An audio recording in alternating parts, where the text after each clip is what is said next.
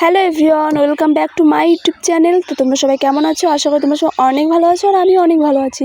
তো তোমরা তো অনেকেই জানো আমি আমার দিদা বাড়িতে ঘুরতে এসেছি। তো আমার দিদা সকালবেলা আমাদের জন্য সকলের জন্য দই নিয়ে এসেছিলো। এই যে এখন দই খাচ্ছি, সবাইকে দেওয়া হয়ে গেছে, এখন আমি হবো। তো খেয়ে দেখি কেমন দইটা। দইটা মোটামুটি ভালো, একটু টক লাগছে।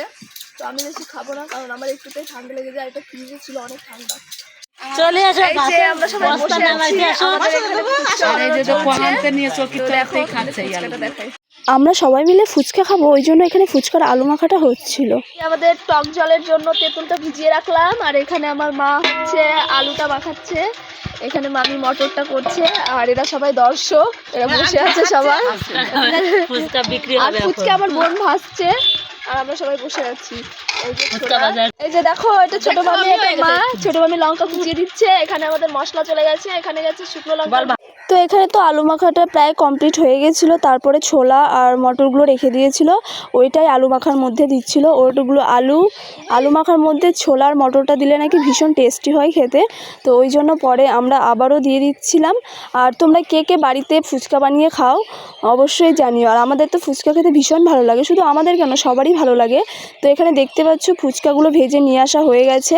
আর অনেক ফুচকা ছিল, এখানে একটু রেখেছে আর ঘরে রেখেছে, আরও ভাজছিল আমার বোন।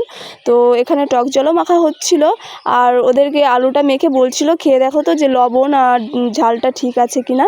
তো ওরা খেয়ে বলছিল হ্যাঁ ঠিকই আছে। তারপর আমাকে একটা দিয়ে দিয়েছিল। তো আমি তো টক জল ছাড়া খাবো, টক জল খাবো না, ওই জন্য আমি এমনি টেস্ট করে দেখছিলাম কেমন হয়েছে। তো ভীষণ ভালো হয়েছিল। তারপর ফুচকাগুলো আমরা একটা প্লাস্টিকে ভরে দিচ্ছিলাম, কারণ প্লাস্টিকের মধ্যে না রাখলে ফুচকাগুলো নরম হয়ে যাবে। কিন্তু এটা মানে হাতে বানানো না, দোকান থেকে কিনে এনে বানিয়েছিলাম, তবুও প্লাস্টিকে রেখে দিলাম।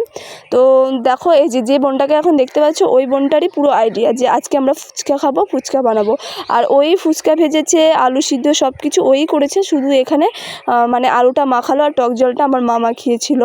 তো ফুচকা দেখে কার কার জিভেতে জল চলে আসছে অবশ্যই জানি। আর আমার তো ভীষণ মানে ভালো লেগেছে খেতে, কিন্তু আমি তো খেতে পারবো না টক জল অতটা, কিন্তু আমি সামান্য খেয়েছিলাম।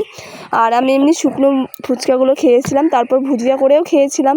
তো তোমরা বাড়িতে কে কে এভাবে ফুচকা বানিয়ে খাও অবশ্যই জানিও, আর কার কার খেতে ইচ্ছা করছে সেটাও জানিও।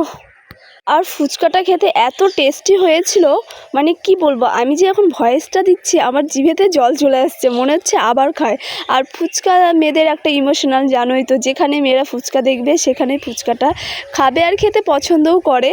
তো দেখো এখানে সবাই খেয়ে বলছে কেমন হয়েছে। তো আমার মামি তো বলছে ভীষণ সুন্দর হয়েছে খেতে।